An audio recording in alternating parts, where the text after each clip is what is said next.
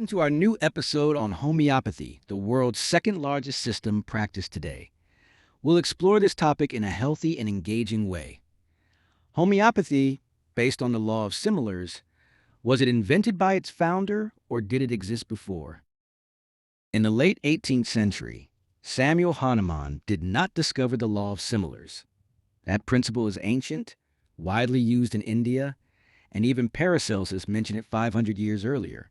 What Hahnemann truly discovered was a new way of listening to the human being and matching it with the soul of the plant, transforming an old philosophical idea into a scientific, clinical, medical system for the first time. He was also the first to recognize plant intelligence in a scientific way, to identify the toxicity of crude plants, and to create remedies that remove this toxicity while preserving their healing essence. Hahnemann spoke of the dynamis, the vital energy force, and he expressed this through dilution and potentization, giving the world a new understanding of how subtle, invisible forces maintain harmony in the human body. From this union of law of similars, plant soul, vital force, and dilution, a completely new medical system was born: homeopathy. Hahnemann's vision was radical in its simplicity. Similibus curentur, let be cured by but there was a second, equally vital rule that shaped his entire system: the understanding of the constitution of the person, later expressed through his miasm theory, and the final matching of the remedy, not according to the disease condition alone, but according to the body type, temperament, and totality of the patient, the principle of the single remedy. The goal was the simillimum, one single substance, potentized to match the exact energetic frequency of the patient's suffering. It wasn't about fighting a disease. It was about giving the vital force the exact information it needed to heal itself. One drop, one message, one direction. I remember the first time I read about the minimum dose, the idea that less is more, that the spirit of the substance speaks to the spirit of the person. It felt like magic, but it was governed by strict, unyielding laws. Today, Hahnemann's followers are scattered in every direction. Some defend the single remedy, others push complex formulas. Some talk about the vital force, others jump into quantum physics. Dilutions have been stretched so far beyond their purpose that the original intention is barely recognizable. In this noise, the heart of Hahnemann's teaching is fading. The true constitutional method, the single law, the single remedy, the deep match between body type and life force, is being replaced by quick, symptomatic shortcuts. The quiet, precise dialogue between remedy and life force is now drowned out by competing theories. Enter the world of complex homeopathy. Open one of these boxes, and you won't find the single remedy.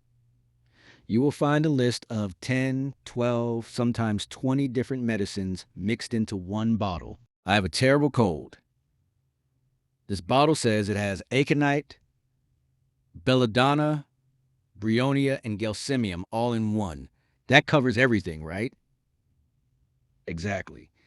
One of those is bound to hit the target. It's easy. This is the real complex problem. Homeopathy was built on individualization. One person, one remedy, one precise match. But when we use a shotgun formula, we step outside Hahnemann's vision. Yes, toward the end of his life, he explored complex and lower dilution ideas. We'll make a separate video on that, but he never finished that work. His invention still stands strong. The problem is not Hahnemann. The problem is that many practitioners stopped treating the person and started treating the label on the box. The constitutional method, the single law, the single remedy, all replaced by symptomatic mixtures that drown out the true dialogue between remedy and life force.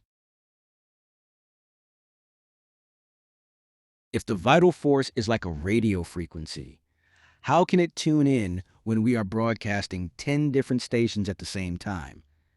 By giving everything at once, we lose the clarity of the healing response. We may stop the symptom, but we have silenced the messenger without understanding the message. In true homeopathy, we talk about the miasm, the deep-seated underlying predisposition to disease. It is the soil in which our symptoms grow. Hahnemann warned us, if you only remove the surface symptom without addressing the chronic root, the disease simply moves deeper.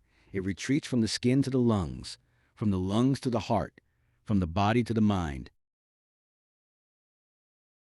Today, homeopathy is often used like green allopathy. Why? Because our pharmacy now holds 10,000 remedies, endless potencies and repertories offering multiple choices for every symptom. By turning almost every substance into a remedy, we've gone far beyond natural limits. Plants, fine. Minerals, acceptable.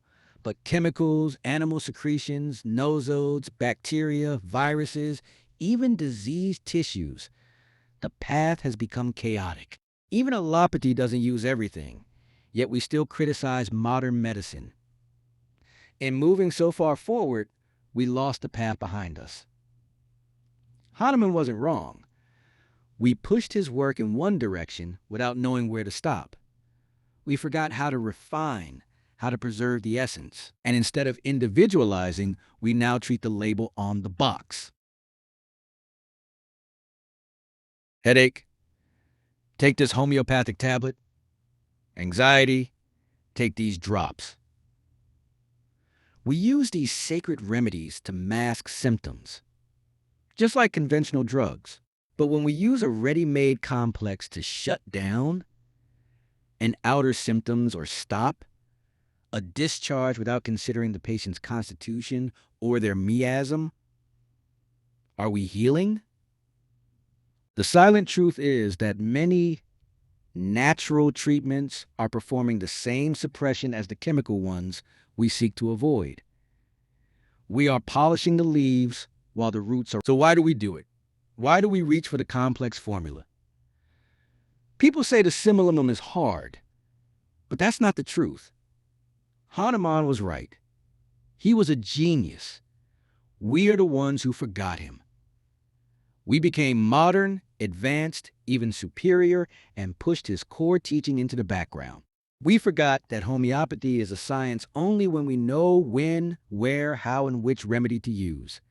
Single remedy, complex remedy, constitutional work, dilutions, all can be science. But without the right timing, the right reasoning, and the right understanding, none of it is real homeopathy. Without this, we're not practitioners. We're technicians following formulas. It requires time. It requires deep study. It requires the practitioner to sit in the unknown until the true picture of the remedy emerges.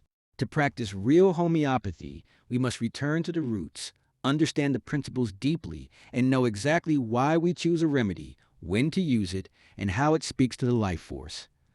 Only then does homeopathy become a true science.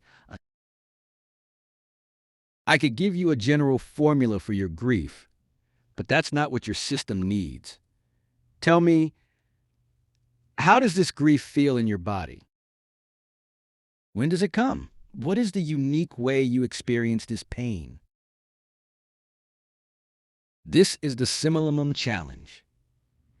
It is the courage to wait for the clear constitutional picture. To the practitioner, 1. Return to the single remedy or complex remedy based on the organ system, not symptomatically. Give less number or remedies rather than too much pots to make bill a patient. Trust the power of the one. 2. Observe the vital force. Look for the movement of energy, not just the name of the pathology. 3. Respect the miasm. Body type. Don't be satisfied with surface relief. Aim for the silent truth is that homeopathy is not a collection of products. It is the art of the invisible. When we dilute the principle, we dilute the power. But when we return to the purity of the law, the healing is not just physical. It is a restoration of the very life force itself. Let us all become aware. Let us all grow honestly. Let us return to the vision of the one. In next episode, we explore whether a single remedy is better than a complex one. Is there a law in homeopathy that also applies to complex remedies? And are extreme dilutions more effective, or is less dilution better? Is the law of similars scientifically valid? We'll dive into the laws of nature and Hahnemann's principles in detail. Have we reduced the root cause map to nothing more than a simple... Thanks for watching, sharing, and subscribing to our channel. Your support makes us more passionate and encourages us to bring deeper topics.